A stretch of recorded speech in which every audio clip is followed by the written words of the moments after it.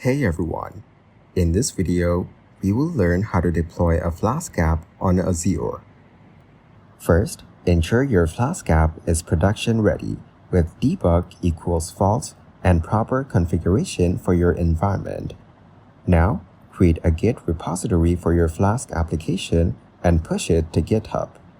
Then, install Qnicorn using pip install Qnicorn and include it in requirements.txt. Create a proc file in the root of your project with the command shown on the screen. After that, sign in to your Azure via the Azure portal and create a new web app resource. Then select GitHub as the deployment method and link your GitHub repository containing the Flask app. Configure the environment.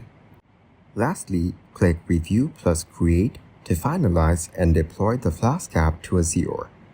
Visit your Azure URL to access your live Flask app once deployment is complete.